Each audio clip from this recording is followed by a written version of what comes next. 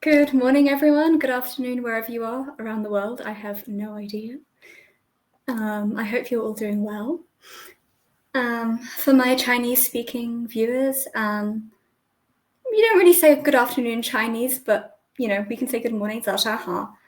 好，那我们现在开始吧。如果我说中文的话，有谁能听得懂？ If there's anyone who can understand me if I'm speaking Chinese, just let me know. If you can't, no worries. This presentation is mostly going to be in English. There are going to be a few references peppered in with Chinese throughout the talk, but you don't need to understand them. They're mainly just there for kind of extra spiciness. Okay, let's get started. Okay, thank you very much. I should also add before we begin that this is going to be a slightly more informal talk, as I am a slightly more informal person, so I've also peppered some memes throughout. But unfortunately, this meme, as we can see here, has quite a lot of truth on it. When people ask if I can speak or read Chinese, the answer inevitably, if you're at the intermediate level, is, well, it depends, right? It depends. And I don't know about you guys, I am fed up of telling people it depends for my language ability.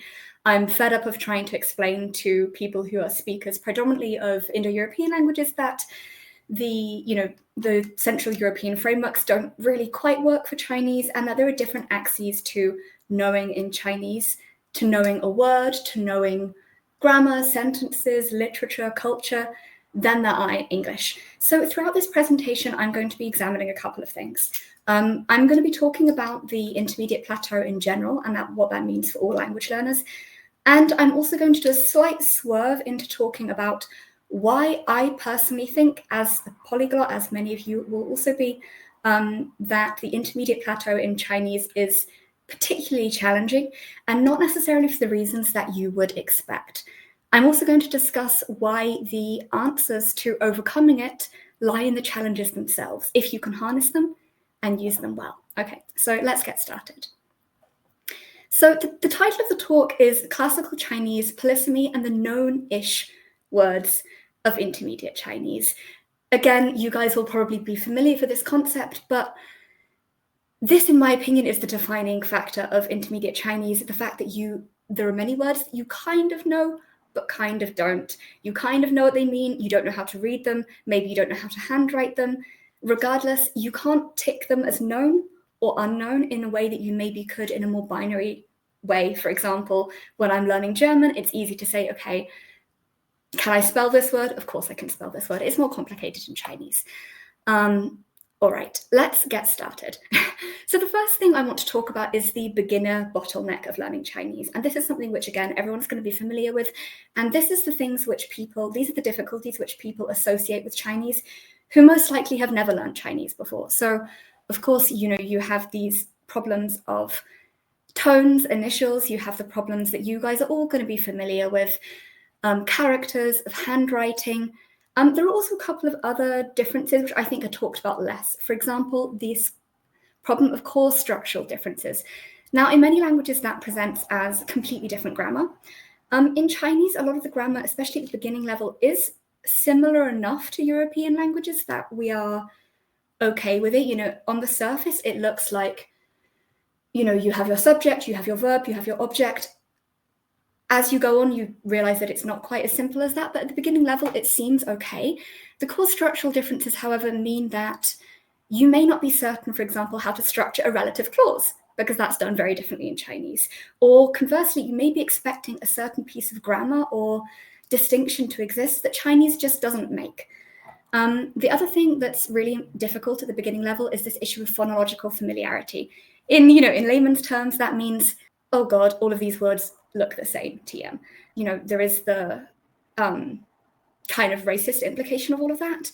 But it's also true in a way, because Chinese, compared to other languages like English, does have a very limited set of phonologically possible syllables, plus the tones, right? So they, in many ways, especially if you're unfamiliar with pinyin, they might look very similar. However, all of these things are possible to get over. Of course, you also have the issue of dialects, simplified versus traditional. Many of these things are going to remain with you through the process. However, you develop methods and strategies to cope. Where am I in my learning? I would say I'm strongly past the beginner bottleneck. I've worked as an interpreter in China in a kind of informal context, not some super high formal thing. But I'm comfortable doing that. I can read novels. I can write short stories, if not anything longer than that. I'm still struggling with many of these, and that's not going to go away. Now, the intermediate plateau in Chinese in some ways is very similar to the intermediate plateau in any language, right? The similar things. You have this lack of direction. You have this overwhelmed feeling of little progress, control. Part of that is due to the fact that you can suddenly consume more native content. And you think, okay, great, I can consume native content. That must mean I must be able to consume all native content. Even if you intellectually know that that's not true, at least emotionally for me, I feel that it should be the case. It's not. It's really not the case. You also have an issue of lower frequency words, which is a huge problem for immersion. So in the beginning, let's say you learn the most common 500, 1,000 words. They're going to come up again and again and again, and those are going to be reinforced time and time again. Anytime you open a news article or a drama or, TikTok or whatever it is you're doing to learn with immersion, you will come across those words. Of course, the more you learn, the less likely that is. And there's also, of course, this growing discrepancy between your ability to use language actively versus passively. These are all true for any language, right? This is where we are. You've all seen this diagram before. I won't linger on this. But there are some things which are particularly challenging about Chinese. And for me, the question is, why are there so few genuinely excellent L2 Chinese speakers? That question for me is the same question as what things are specifically challenging about the intermediate level. And many of this might be explained just by kind of context of learning, right? If you go to China, likely all you will need to do is order Chinese or whatever. But I have met so many learners of Chinese that have been learning for 5 years, 8 years, 10 years. And to be honest, they're not that good. And I don't mean this in a way as like, look what I'm doing, I know best. I just mean it's a struggle that we all face. And it's something which is significantly harder for me, or has been harder for me, than in other languages like German, which I also speak to a high level. Why is there the second drop-off point? That's what we're going to be talking about mostly in this lecture. Lecture talk. What does it mean to know a word? Across all languages, we have this question. Questions of active, passive knowledge, listening, reading, writing, speaking, flexibility of use, compounds, single word recognition. The last one I want to briefly touch on is this issue of naturalness and grammaticality judgments. I think this is particularly problematic for Chinese because, I don't know about you guys, I am mainly vibes-based in Chinese grammar. I don't often know if something is correct in the way that if I were, conjugating something in German or Icelandic or whatever, I would know, okay, this is correct, or I made this mistake for this reason. For Chinese, it's often much more difficult to tell. And that means that even though my Chinese is progressing, I'm unable in many ways to self-correct based on what I write. I have to have the input from a native speaker. This is very frustrating. Okay. In Chinese, we also have these extra dimensions, right? Can I type it? Can I handwrite it? Do I know someone else's handwriting? Do I know the tone? Can I recognize pronunciation across different areas of the sinosphere? So Hong Kong, China, Taiwan. Do I know more formal meanings? So for example, here we have this shi, right? To be, in air quotes, this copula that we all know and love. In formal Chinese, this has many different meanings. In kind of classic-ish Chinese, and in very classical Chinese, there are almost 3 different strands of meaning, right? Firstly, this might mean correct, like yes and no. So 是非, right and wrong. But it also, in very classical Chinese, is used as demonstrative pronoun. It means this. Can you be considered to know this word if you know some of those meanings, but not all of them? What about if you would recognize them when you're reading them, but not when you're hearing them being spoken? There's just a lot more dimensions than there are in other languages, right? Again, I'm not going to linger on this, but these are some examples of words which for me are counted in this known-ish category, right? This one here, I read this in so many books. I forget how to pronounce it every damn time I read it. I know now because I put it in the presentation. I know what it means. Can I be considered to know that word? And if I'm an intermediate learner, does that mean that I should move on past that word now that I recognize it? Or does it mean that I should focus on knowing it in all of its kind of axes of knowledge? It's very frustrating. Okay. That was just a poem that I wrote about how hard Chinese, but I will put that at the end. I don't know if anyone can understand or if we have time. So now let's go on to talk about some of the reasons why Chinese in particular is so challenging. And I'm going to blitz through these a little bit. So the first one, of course, is Chinese has been used as a historical lingua franca across the Sinosphere in incredibly diverse ways, right? China, of course, in Taiwan, colonially, but also in Korea, also in Japan, also in Thailand, also in Vietnam, there are immigrants all over the world of Chinese descent, and not only of Mandarin Chinese descent. How many countries have used Chinese characters to some extent? If you know, can you understand Singaporean Chinese, like Mandarin Chinese with their slang versus Taiwanese Chinese? I know when I listen to Taiwanese people, I find it much more challenging. Of course, Mandarin itself is a relatively recent invention. It was developed in the early 20th century. And before that, everything was written in literary Chinese. And so in a way, if you want to read anything that's formal, it's going to make reference to this level of literary Chinese, to this higher register. And let's talk about in a bit what exactly that means. We, of course, also have the obvious challenges, right? The simplified characters, the traditional characters, handwriting, character variants. We think about traditional and simplified, but of course, many of these simplified variants also existed throughout history. They were just made standard in Chinese, like mainland Chinese, Mandarin. There's the issue of phonetic and semantic components, right? If you see this component qing, you can guess how these words are pronounced in different tones. If you see this niao, this radical, you can guess that these things have something to do with bird. Does that mean that you know the word? Kind of, not really. Some phonetic components are also more or less predictable than others, right? We have here the same component in different words is pronounced 很跟眼跟ji ji, right? So many of these have undergone sound change, which may be obvious to linguists, but not if you're just learning, and certainly not all the time. Then, of course, you have the Tongyu. These make things difficult too. The interesting thing about Tongyu is that they're very natural to use in speech, but they use literary or classical grammar, vocabulary, stories, allusions to kind of famous events. One of the best ways, incidentally, of learning more classical Chinese is to just look at Tongyu in detail. For example, here we have this 就此理, an expression meaning outrageous, like how can there be such reasoning, right? What does it mean? This first thing that we have here, this qi, many native speakers will know as being a more classical rhetorical question word.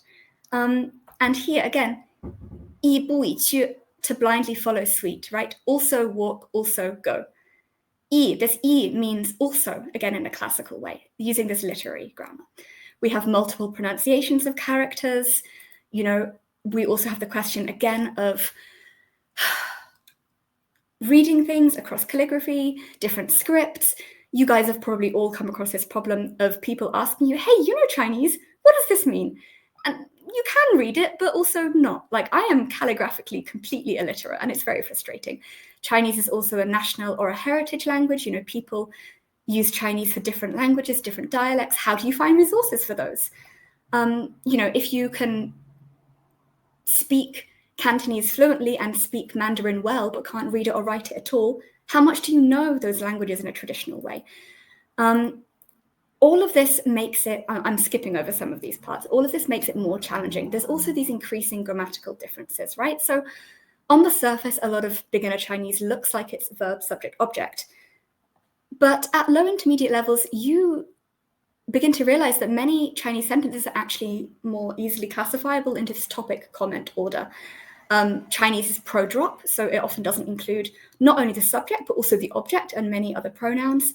There's a lot of ambiguity in Chinese. For example, this sentence, 葡萄从来没有吃过, right? Grapes, never eaten.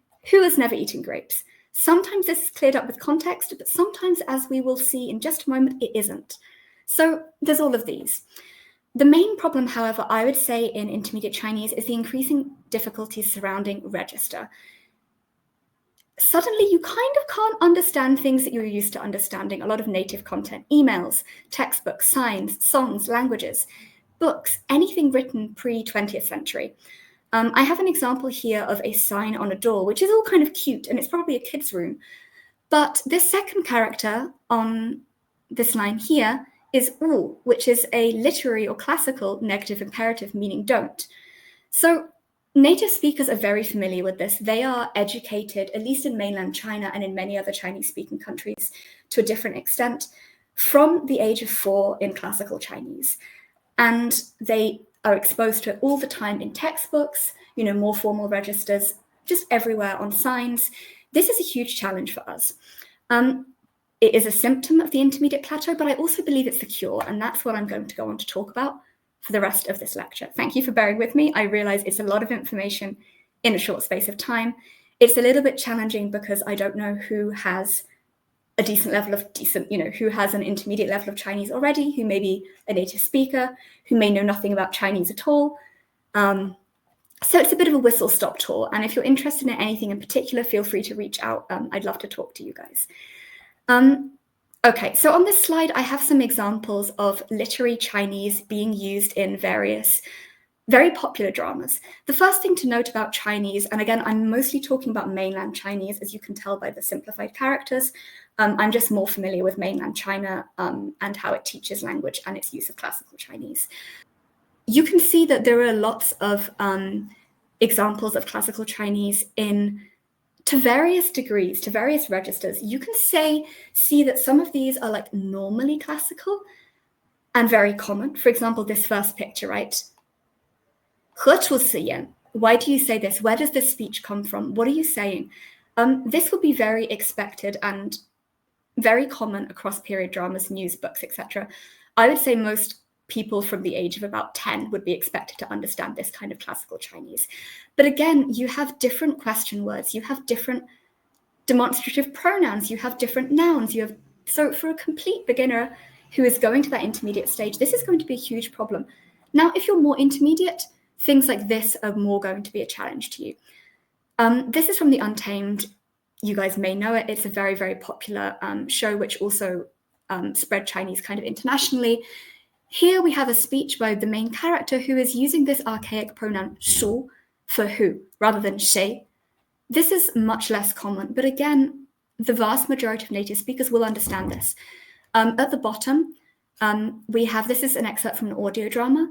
Most of this audio drama is in kind of standard modern Chinese, you can understand it, but then you have it peppered throughout with things like 武妻安否?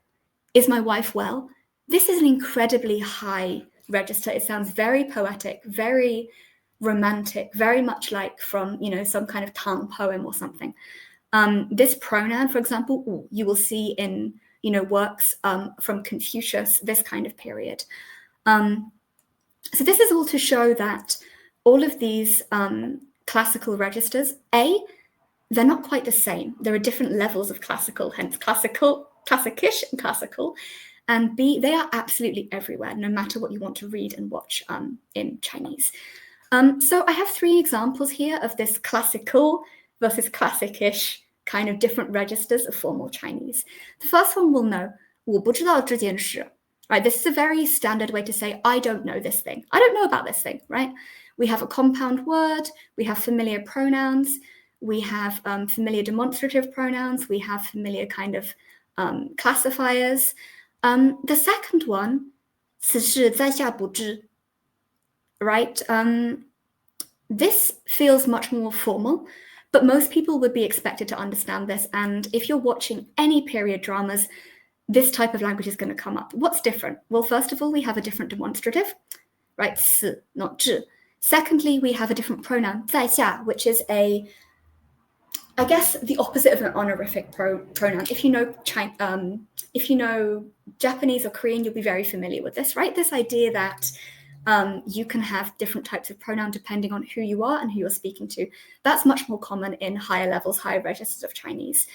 You also have a singular verb here as opposed to this compound verb, which you would expect in modern Chinese, which has the complement here as well. Then we have the really, really classical stuff. And this is what I love, but this is, to be fair, less frequent. So we have 五福之. This 五 is the same as we saw in this sentence 武器安否, and it's a kind of standard pronoun used in classical Chinese. Probably more of a male pronoun, but it's not like specific to any one status. This 之 again is the same. However, we have a difference in word order, and we have this character in the middle here, right? This character you may not have seen before. This is 福, and this is actually made from these two characters 不知 together. Classical Chinese like to do this and like to take characters which kind of flow together in speech phonologically and write them with a character which represented the sound of those two put together. So this actually stands for 不知. This 不 we'd expect it's a negative that we know, right? But this 知 here, if you're familiar at all with vaguely formal Chinese, you might have seen this as a genitive kind of marking, right? I don't know. For example, 英国的国王, right? The King of England normally would use 的, right? 英国 England 的国王 king. In harder, slightly kind of more formal Chinese, you'd use 之. For example, 英国之王, right? That sounds more formal. But here, actually, it's being used as a direct object. And that's quite weird for most of us second language learners. It's also pretty weird here that there's a difference in word order. So this direct object actually precedes the verb. So I, not, it, no. Now, this is a remnant of archaic Chinese, and just one example of how classical Chinese can do very weird things if you're not used to it, if you're kind of not exposed to it. We don't have time to go through all of these, but this presentation, I can send to whoever's interested. It has a lot of really interesting examples of how classical Chinese differs. The one thing that I want to mention quickly is this sentence here. Even if you speak modern Chinese and you can read all of these, you would not get the answer to what the sentence means. The English translation is Lord, Lord, subject, subject, father, father, son, son. I mean, what? What does this mean? Actually, this means when a lord functions as a lord and acts as a lord, when a subject acts as a subject, a father acts as a father, and a son acts as a son. So we can see a couple of things from this sentence. We can see that classical Chinese much prefers, it has a much greater tolerance for ambiguity and like vagueness than modern Chinese. And we can see also that nouns are able to act as verbs in kind of strange ways. And again, I can't go through all of these, but it causes a massive problem for learners. The one last thing I want to touch on is the production of writing itself. I don't mean handwriting, I mean, how do you write an essay, right? Rhetoric in China versus the West. What is elegance? What role does conciseness have in writing? How this functions in Chinese prose is very different to Western prose. That's also something which is worth considering.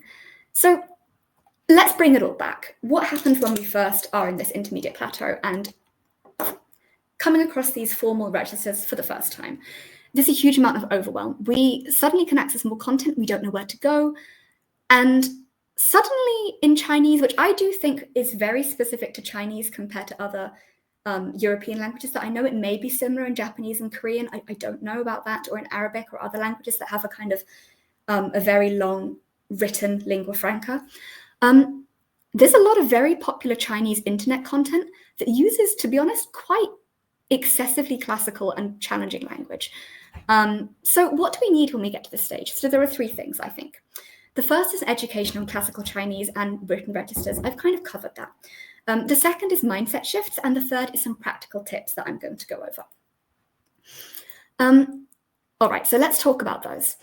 The first thing to mention is the fact that knowledge is a network. It's not a binary on-off. If you can conceptualize it this way in your mind, especially for Chinese, it will help. It feels like this, that you have to meet these three criteria, what it means, how to pronounce it, recognizing it. But in actuality, it's much more like this, right? You have all of these nodes, and each dimension of knowing that you add to a character increases your familiarity with that character. It's ridiculous and, quite frankly, implausible to expect that you will ever be able to fill this triangle perfectly for all of Chinese. Once I made that shift in my mind, I started to gain a lot more compassion for myself, for one. And for two, I also started to make these kind of unexpected connections between nodes when I least expected it, right? So this is, you can also think of this in terms of exemplar theory. Each instance of knowing adds to this like blob of meaning of a character or, of a word. And your goal is not to ever finish that. Your goal is to continually strengthen and add to this field of meaning. It feels like invisible work, but in fact, it's very cumulative. So you don't reap the benefits as you're going in the same way that, if you do Anki, you're like, yes, I know this word. I don't know this word. But once you get past a certain point, for example, with phonetic components, once you can probably read 1,000, 2,000 characters, suddenly you're going to be able to read characters that you've never seen before. And you've never deliberately learned that. It's just this cumulative knowledge. Yes, that's definitely a factor of Chinese. Learning is analogy, especially in Chinese, right? Which word in English is easier to learn? Peng, this is a British slang word, and lithology. Now, if you're a native speaker or a competent English speaker, likely it's going to be lithology. Why? Because you can make analogies to other words that you know. And the more words that you know, the more connections that you make, the more words are going to be like lithology. So my first tip is just don't panic if you don't feel like you're getting anywhere. You are. It's just invisible. Second mindset shift is consider why you need to know each word equally in all domains. These three people here are going to have extremely different goals. This French fangirl of Chinese dramas may not ever need to speak Chinese. This lover of Tang poetry may never need to know business terminology, for example.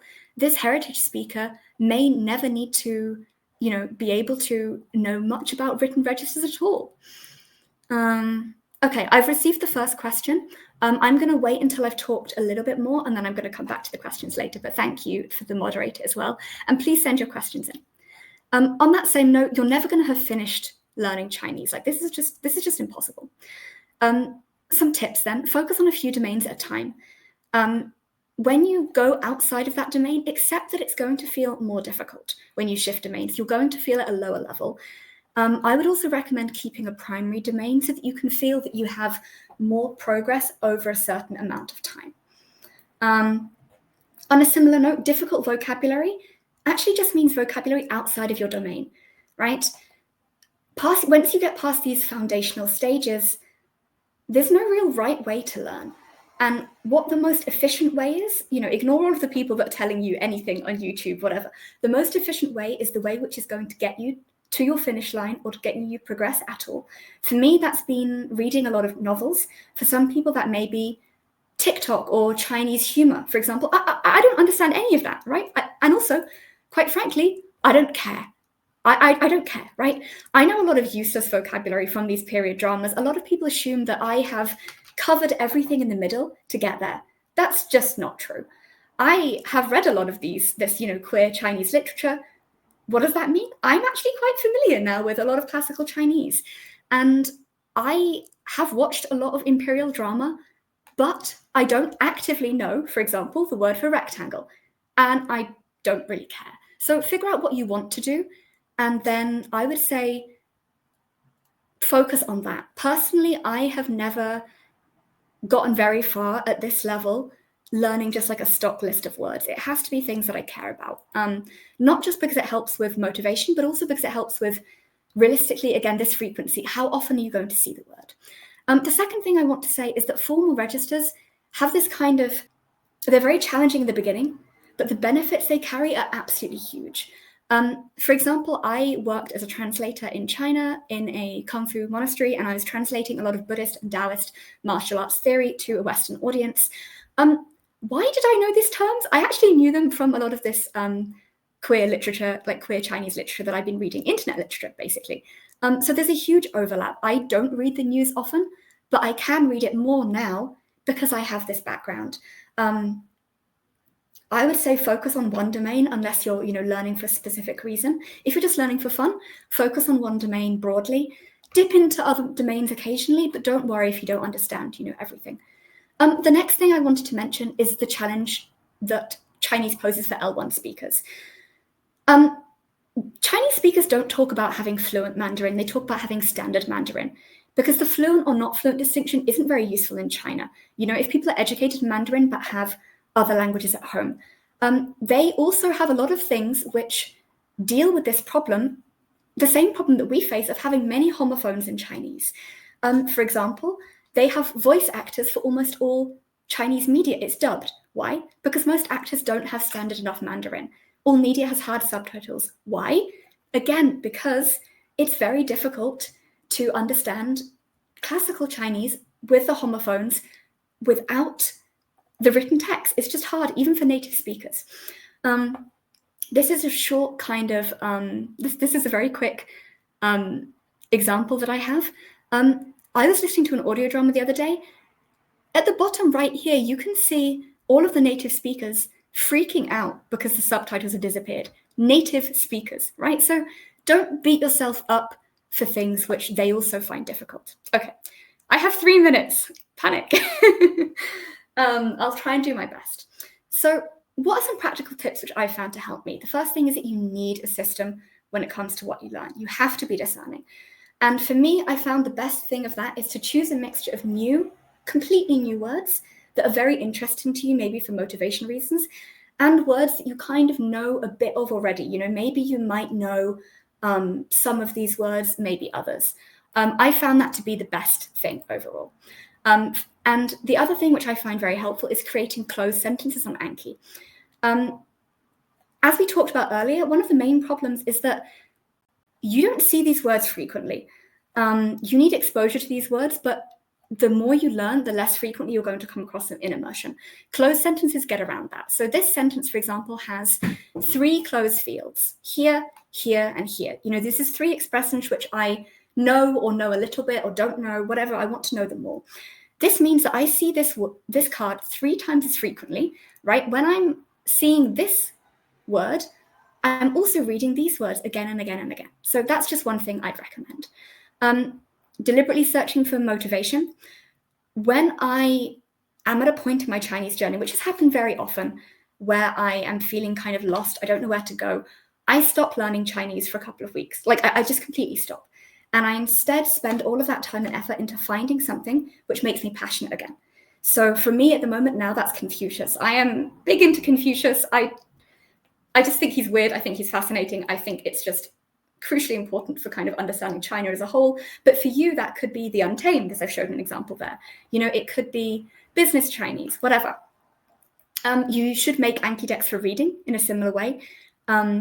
It combines grammar patterns and vocab, and again, it manufactures this exposure to known-ish words. Also think about ego, you know.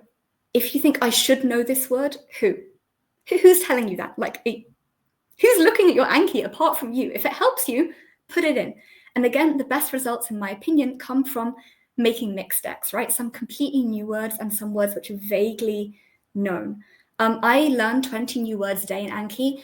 Inputting those new, and I make the decks completely myself, inputting those new words, 20 new words a day, is very challenging, especially if they're completely new.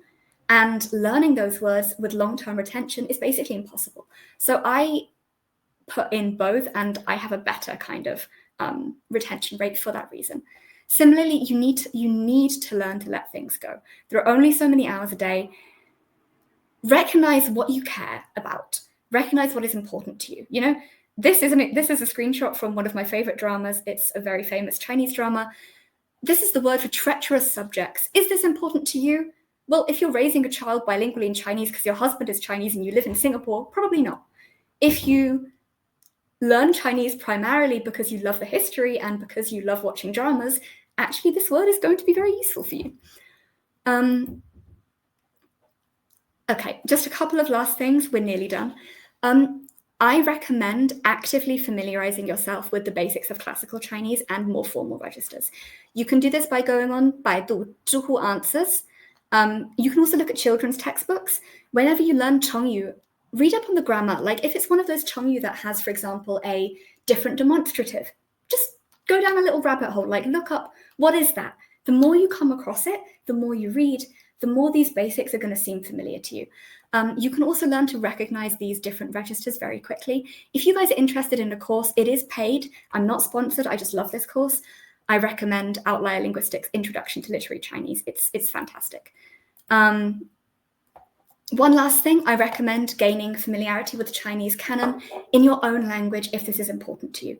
This is self-reinforcing, again, as I've said here. So many advanced resources focus heavily on culture because, there's this moral kind of imperative to be a cultured gentleman, to be cultured, to educate yourself in China.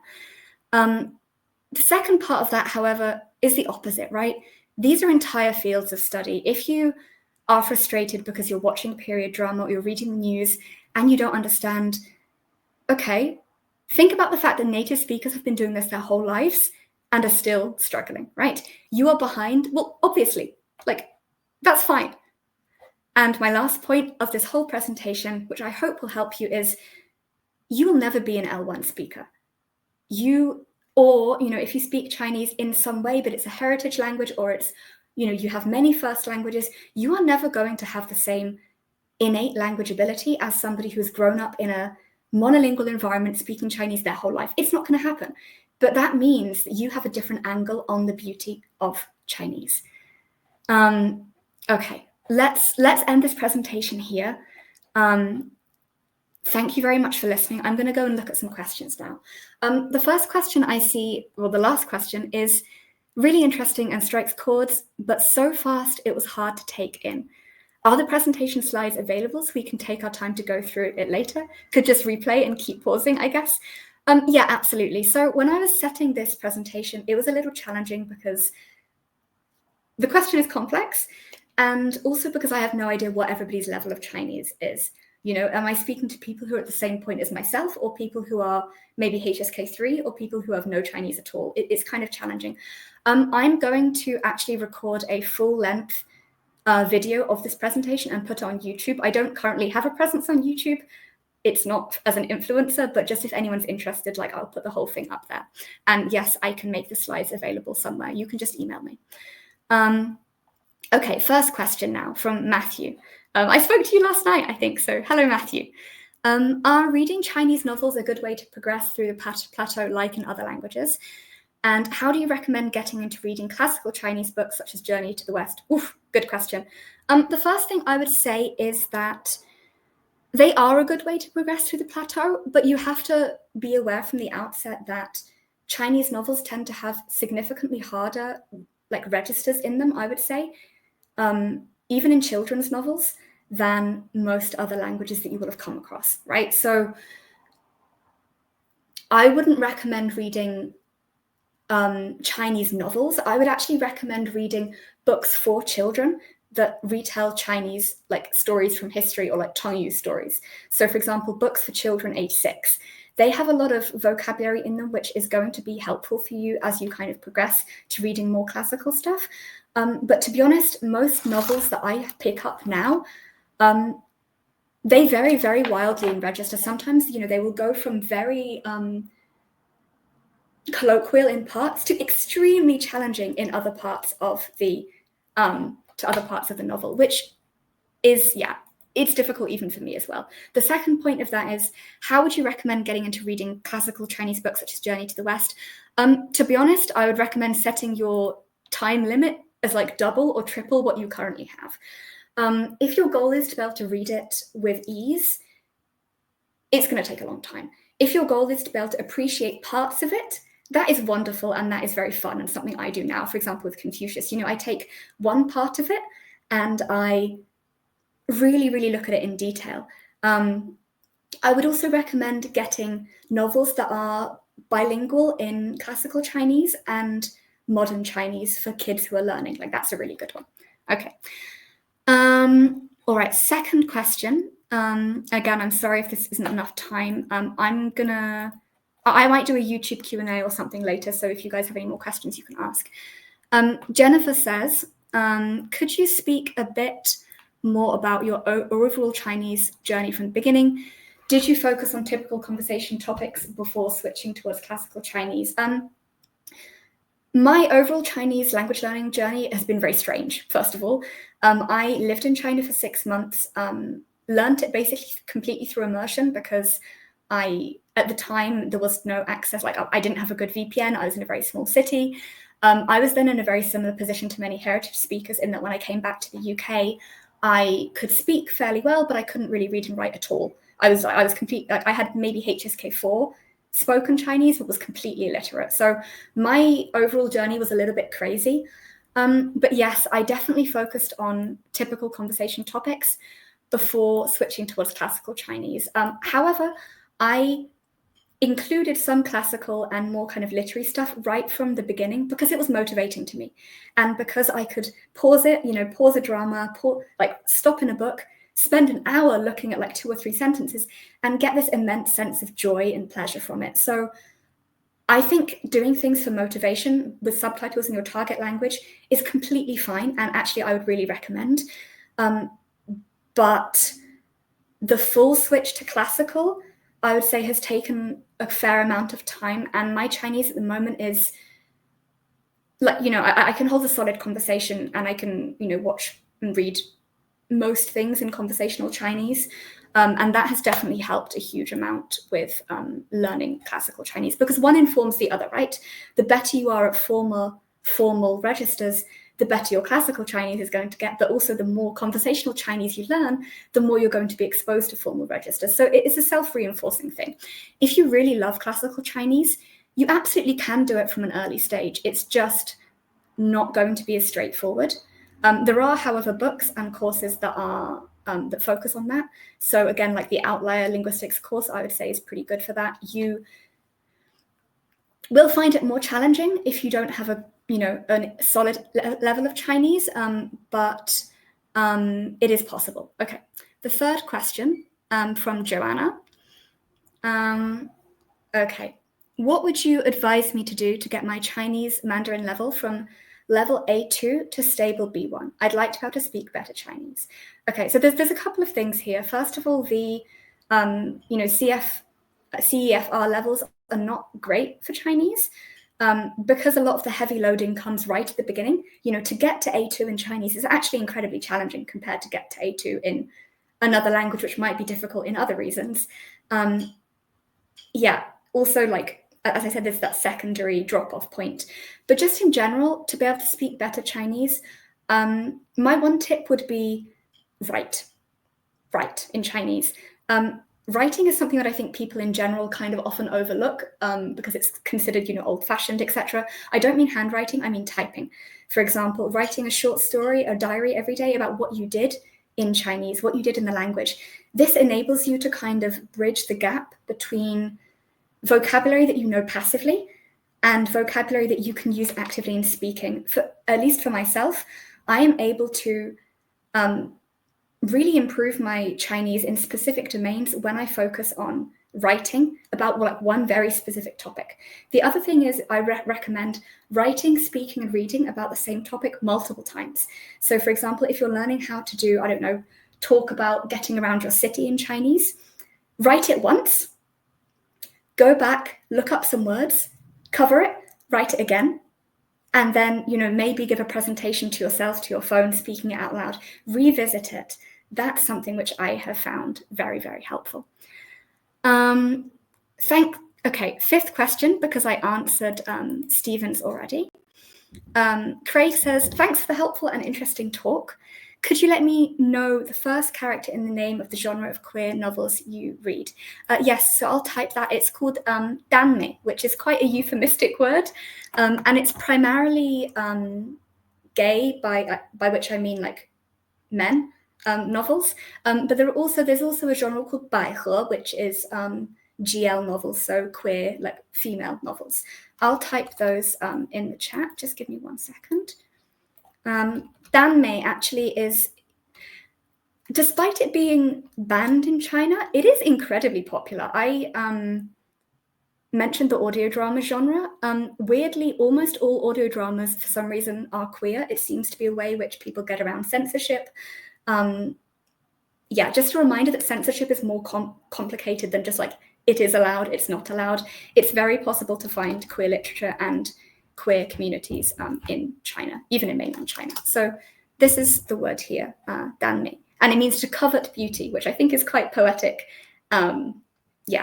Also for political reasons, a lot of queer literature takes place in a kind of imagined historical past. So that works for me perfectly, for example, because I have this, this interest in both fields, queer literature and also in the field of, more kind of period drama, Taoist, Buddhist themes, the imperial court, and they overlap massively because it's easier to set a queer story in a kind of imagined ahistorical past. Yeah, I think that's all the questions that I have. Does anybody have any more questions for me for 1 minute before we end? If not, I'm just going to type my email very quickly in here. You guys can all contact me if you want on my email or on also, I have the profile on the Polyglot Gathering like everybody else does. I'm not scary. I love Chinese and I love to talk to people about Chinese. So please come and talk to me. Thank you very much, everybody. And I hope you have a wonderful day. Bye-bye.